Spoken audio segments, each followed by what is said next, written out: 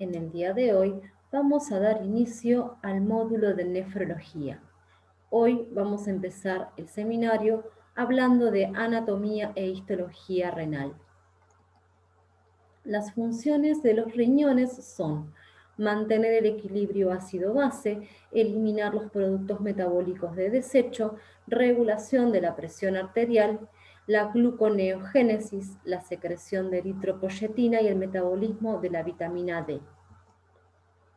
Cuando tenemos bajo oxígeno en la sangre, esto es un fuerte estímulo para la secreción de eritropoyetina de las células del túbulo contorneado proximal.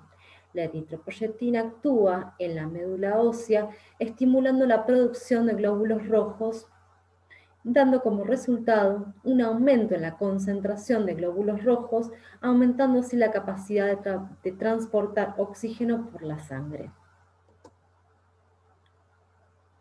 Los riñones son órganos sólidos que se encuentran ubicados en el retroperitoneo a cada lado de la línea del psoas, entre la vértebra torácica 12 y L3. Sus medidas son 12 centímetros aproximadamente de longitud, 6 centímetros de ancho y 3 centímetros de grosor, siendo el riñón derecho 2 centímetros por abajo en relación al riñón izquierdo. Los riñones se encuentran fijos en las fosas lumbares gracias a la presencia de los vasos renales y del peritoneo parietal, que forma la fascia perirenal. Esta es una estructura, una envoltura fibrosa de tejido conectivo que se encuentra envolviendo tanto a los riñones como a la glándula suprarrenal. La cápsula adiposa, junto con la fascia perirenal, forman parte de los medios de fijación. Tiene forma de aluvia o poroto. Con respecto a la configuración externa, los riñones tienen una cara posterior en contacto con el diafragma y la pared lumbar de la 12ª costilla. En la cara anterior, el riñón derecho se encuentra vinculado con el ángulo cólico derecho, con la segunda porción del duodeno y con el hígado. El riñón izquierdo se encuentra vinculado en la cara anterior con el vaso, páncreas, estómago, colon transverso y el colon descendente. El borde cóncavo interno está constituido por el ilio, que es una hendidura a través del cual ingresa arteria, vena y sale el uréter. La arteria es anterior, la vena se encuentra en el medio y el uréter es la estructura más posterior del ilio. Con respecto a la configuración interna, por fuera tenemos la cápsula fibrosa, una membrana de 1 milímetro constituida por tejido conectivo. Por dentro tenemos el parénquima, tejido funcional, distribuido en corteza, donde se encuentran los glomérulos, y médula, donde encontramos los túbulos y vasos sanguíneos. En este dibujo podemos observar por fuera la cápsula fibrosa renal, que se encuentra envolviendo al parénquima. Por fuera tenemos la corteza renal, que se invagina en las pirámides renales, que a su vez dividen la médula en estructuras que se llaman pirámide renal. En el interior tenemos el seno renal, tenemos los cálices menores, el cáliz mayor, la pelvis renal, que se va a constituir finalmente en la conformación del uréter. En este diagrama podemos observar la estructura de la pirámide renal. Es una estructura piramidal con su base constituida por los glomérulos de las nefronas, y el vértice son estructuras tubulares, que son los conductos colectores, que finalizan y transportan la orina a través de la papila al cáliz menor. Los riñones son órganos que se encuentran fuertemente vascularizados. La irrigación es un punto muy importante en este módulo. La arteria renal nace de las arterias ilíacas primitivas, siendo la arteria renal derecha más larga y más baja que la arteria renal izquierda. Una vez que la arteria renal ingresa en el ilio al órgano, va a dividirse en las arterias segmentarias.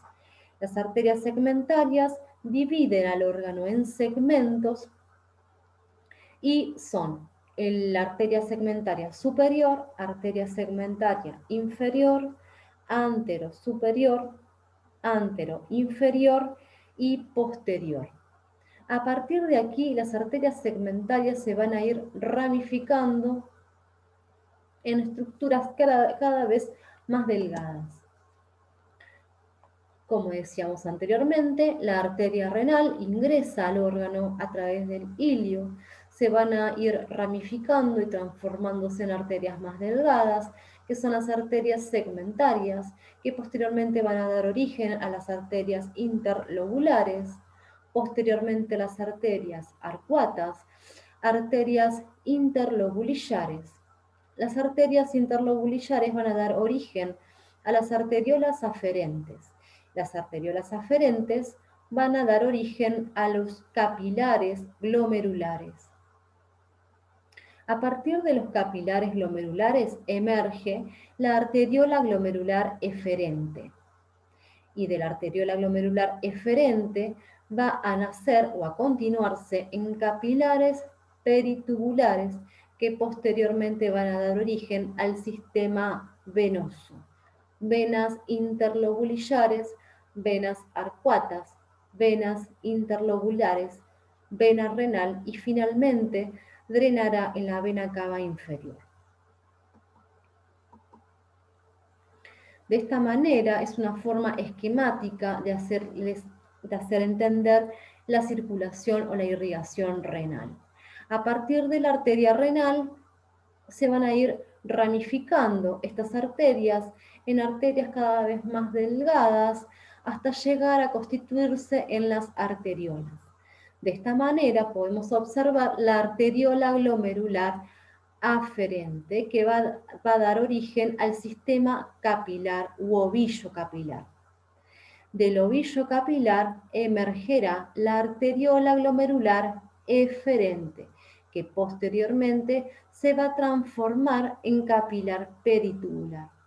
Los capilares peritubulares son estructuras vasculares que se encuentran envolviendo el sistema de túbulos. Posteriormente, el capilar peritubular va a dar origen al sistema venoso, a la vena renal. Tenemos dos tipos de nefronas. Tenemos las nefronas corticales, que se encuentran más externas en la corteza, y las nefronas yuxtaglomerulares o yuxtamedulares, que se encuentran en la división entre corteza y médula, por lo tanto son más profundas. Estas nefronas, las nefronas yuxtamedulares o glomerulares, tienen una sabe Henle mucho más larga. En este caso, los capilares peritubulares son estructuras que transcurren en forma paralela a la sabe Henle y que se denominan o se llaman vasos rectos. Los vasos rectos, junto con el sistema de túbulos, en esta nefrona, la nefrona yuxtaglomerular, va a constituirse en el mecanismo de contracorriente. Es una estructura que va a ser importante más adelante. La nefrona es la unidad anatómica y funcional. Nacemos con 1.200.000 nefronas en ambos riñones.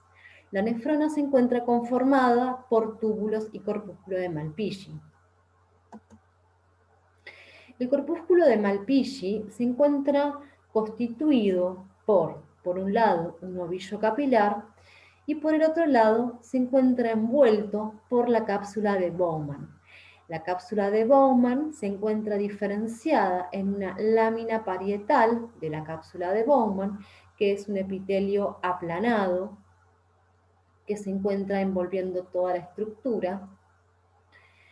Tenemos el espacio de Bowman y la lámina parietal visceral de la cápsula de Bowman, constituida por los podocitos que se encuentran pegados al ovillo capilar. Entre la lámina parietal y la lámina visceral de la cápsula de Bowman se encuentra el espacio de Bowman. El espacio de Bowman recibirá el producto de filtrado del glomérulo y lo va a dirigir hacia el túbulo contorneado proximal. La cápsula de Bowman presenta dos aberturas, que son el polo vascular, a través del cual ingresan las arteriolas aferente y egresa la arteriola eferente, y el polo urinífero, que es aquel que va a dar origen posteriormente al túbulo contorneado proximal.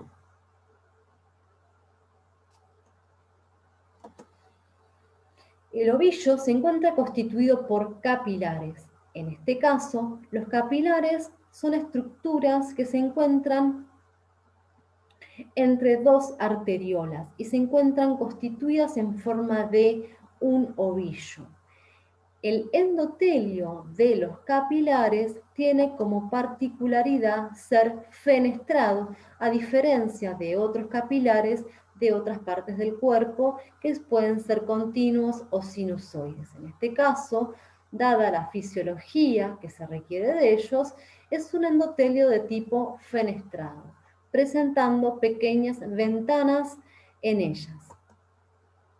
Si nosotros tomamos uno de estos ovillos y lo desenroscamos, vamos a encontrarnos con que tenemos un capilar con su endotelio fenestrado, una membrana basal glomerular, una membrana basal que se encuentra acelular con una estructura laminar, constituida fundamentalmente por colágeno tipo 4 y también por heparansulfato. Estas sustancias son sintetizadas por los podocitos. Por otro lado, por fuera tenemos los podocitos. Los podocitos son células bastante especiales que tienen prolongaciones, que se llaman procesos podales, que se encuentran pegadas a la membrana basal glomerular. Los procesos podales se encuentran dispuestos en forma adyacente a otros procesos podales de podocitos contiguos, y juntos van a constituir una membrana o una excelente barrera de filtración glomerular. Esta fotografía nos permite situarnos en el espacio de Bowman y observar los podocitos pegados a los capilares. La membrana de filtración glomerular es la estructura final en la cual se genera el primero de los pasos de la conformación de orina, que es el proceso de filtración glomerular. Este proceso de filtración glomerular que se lleva a cabo en el glomérulo está basada en la membrana de filtración. La membrana de filtración glomerular se encuentra constituida por el endotelio capilar, por la membrana basal y por el podocito. Estas tres estructuras van a constituir en una verdadera barrera, membrana de filtración, que va a generar que se filtre la sangre reteniendo o manteniendo dentro del capilar las estructuras formes de la sangre y filtrándose el plasma, libre de células. Por lo tanto, estuvimos hablando acerca de la histología del corpúsculo de Malpighi. Hablamos de la capa parietal de la cápsula de Bowman, que es una estructura caracterizado por células tipo epitelio aplanado. Se encuentra envolviendo el corpúsculo de Malpighi. Con respecto a la capa visceral de la cápsula de Bowman, está constituida por los podocitos, que tienen funciones fagocíticas y de sostén, y también constituyen y conforman la barrera de filtración glomerular. Las células endoteliales, que son característicamente fenestradas, se encuentran constituyendo el proceso inicial de la filtración. El capilar glomerular se encuentra conformándose en un glomérulo gracias al mesangio. El mesangio está constituido por las células mesangiales que tienen funciones fagocíticas y contráctiles. Y también está constituida por la matriz mesangial. En este corte podemos observar al microscopio óptico con técnicas de hematoxilina y eosina un corte transversal de un glomérulo. El aparato yuxtaglomerular se encuentra formado por la arteriola glomerular aferente, la arteriola glomerular eferente y la mácula densa.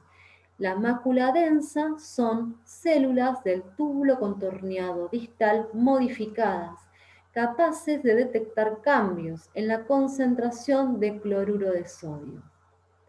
Van a generar o van a modificar la liberación de gránulos de las células yuxtaglomerulares que se encuentran en la arteriola glomerular aferente.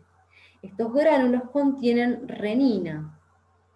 El 90% de la renina es secretada por las células yuxtaglomerulares, que son células miocíticas modificadas de la arteriola glomerular aferente. Por lo tanto, el aparato yuxtaglomerular, que por otro lado es rico en terminaciones adrenérgicas, tiene como funciones conservar el sodio, controlar la presión arterial gracias a la secreción de renina y la regulación del filtrado por la retroalimentación túbulo-glomerular. Ahora sí, vamos a hablar del sistema tubular. Hasta ahora estuvimos hablando del glomérulo. Decimos que el glomérulo se encontraba envuelto en la cápsula de Bowman. La cápsula de Bowman va a continuarse a través de la estructura de túbulos, a través del polo urinífero.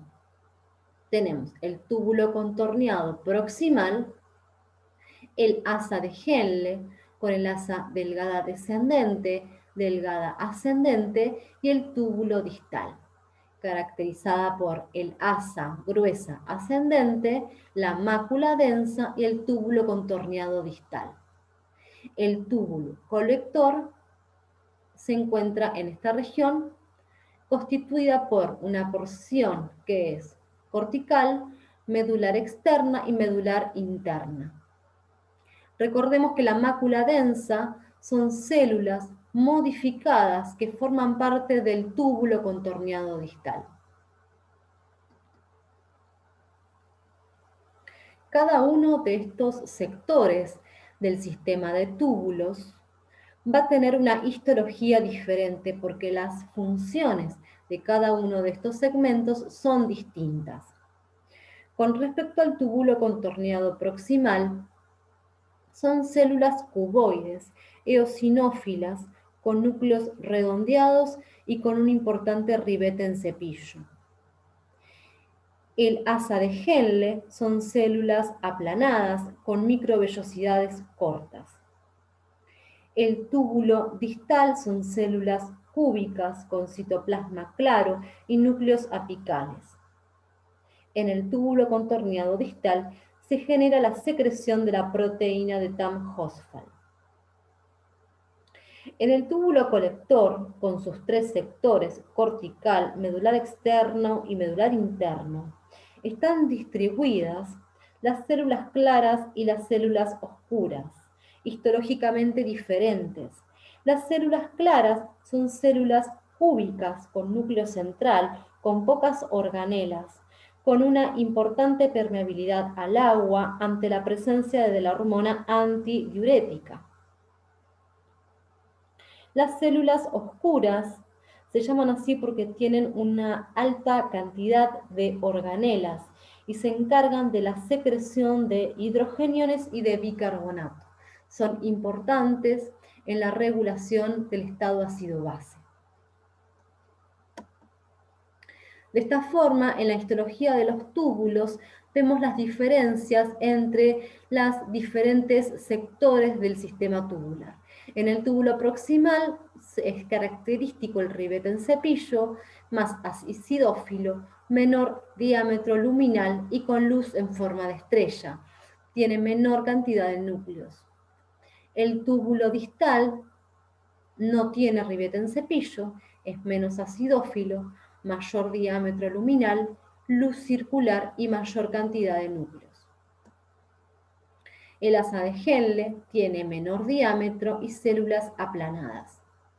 Con respecto al túbulo y conducto colector, tienen mayor diámetro, células más altas y límites celulares visibles. Estos son cortes transversales de túbulos. Cortes longitudinales.